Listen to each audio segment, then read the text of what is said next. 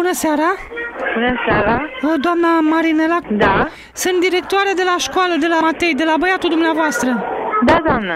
Nu știu dacă v-a spus Matei. Nu. El este în situație de a fi exmatriculat de la noi din școală. Chiar nu știu despre ce poate fi vorba. El a făcut o glumă foarte urâtă. Da? A pus în poșeta unei doamne profesoare de la noi de la școală un prezervativ. I-a băgat prezervativul în poșetă doamnei profesoare. Doamna profesoară s-a dus acasă. A avut probleme cu soțul ei. A ieșit Doamne, pe mine închipui, sigur că ce glumă proastă poate fi aceasta. Soțul doamnei profesoare vrea să dea divorț că a prins-o cu prezervativul la geantă, doamnă. Vin acum la școală. Eu sunt acum acasă, dar locuiesc relativ aproape. Permiteți-mi să vin, eu vin în 10 minute. Da, numai că noi trebuie să plecăm, că de dimineață suntem, doamna, aici. Am înțeles, dar decât să avem această discuție la telefon, care, ce să vă spun, mă consternează de-a dreptul. Eu sunt imediat la școală, că nu stau departe. Soțul doamnei profesoare este aici la noi în școală. Vi-l dau un pic la telefon, să stați un pic de vorbă cu el, să explicați că copilul dumneavoastră a făcut gluma asta. Nu, dar eu am o rugăminte înainte, eu trebuie să vorbesc cu copilul meu. Doamnă, vi-l dau un pic la telefon. Nu, doamnă, vă rog frumos. Stați un pic.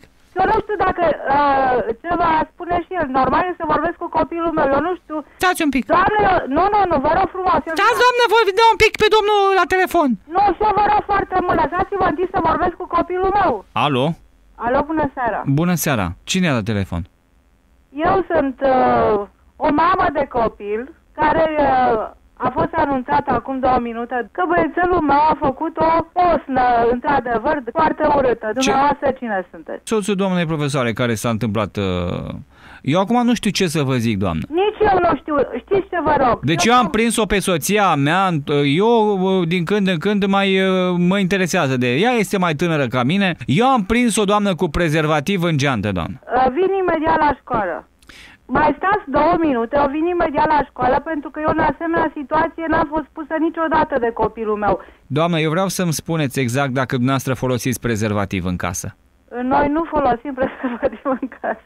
Dar asta nu poate să însemne absolut nimic, domnul. Eu vorbesc acum de o situație de genul ăsta. Un copil, dacă vrea să facă o postă, poate să cumpere. Noi în casă nu avem, da. Doamnă, deci eu sunt în situația de a divorța de soția mea, doamnă. Nu, trebuie să vă gândiți foarte bine, poate să fie o glumă proastă. V-aș întreba pe dumneavoastră că sunteți femeie și asta, nu știu ce să fac, să divorțez, să nu divorțez. Nu, în niciun caz să nu divorțați, așteptați-mă 5 minute. Sunteți căsătorită? Dacă ați fost pusă în situația în care sunt eu, nu știu dacă v-ați simțit foarte bine. De ce nu mă așteptați 5 minute? Da, stați 2 secunde că mai vrea doamna directoare să vorbească. Veniți la telefon că nu mai am. Veniți la... Eu nu mai stau, doamnă, eu am plecat, ce să stau aici să mă... N-a recunoscut nimic ca femeia, păi ce să recunoască? Alo? Da, doamnă, ați vorbit? Deci eu ce să vorbesc, doamnă, eu până nu vorbesc cu copilul meu, eu nu pot să spun da sau ba, adică îmi cereți un lucru care și dumneavoastră trebuie să-l înțelegeți. Bun, dați-mi-l un pic la telefon. Nu, eu vorbesc cu copilul meu și vin în 5 minute cu el cu tot, doamnă. Vin cu el, cu tatălui și cu copilul în 5 minute. Doamnă, dar dumneavoastră aveți prezervative în casă? Nu, n-avem prezervative în casă. Dar nu, dar mă întreb de unde ar fi putut lua el. Nu știu, noi nu folosim prezervative în casă. Nu folosim prezervative în casă. Bun. Nu folosim, am zis că nu, dar am negat. Dar venim în 5 minute. Doamnă, stați un pic, nu vă îmbrăcați, stați 2 secunde să vă mai dau pe domnul la telefon că Nu, și eu vă rog foarte mult, eu am avut înțelegere, am stat la telefon, vreau să vin acum în 5 minute la școală. Stați că rămâne aici, domnul. Foarte bine, aș dori să rămâneți și dumneavoastră. Eu nu mai pot să mai stau, doamnă, pentru că nu am cum să rămân. Dacă e un caz atât de grav... Caz de exmatriculare. Da, atunci putem sta 5 minute pentru un copil care riscă să fie exmatriculat, nu? Ar fi fost normal să aflu de la diriginta lui, o cunoașteți? Nu, cum să nu o cunosc, dar nu suntem colege? Daniel Buzdugan a fost o farsă! Nu pot să cred lucrul ăsta. Să am eu onoarea a fi subiectul acestei farse, nu mă închipuiam. Dimineața tot dementă rămâne, văd. Dar de unde și până unde? De la Matei.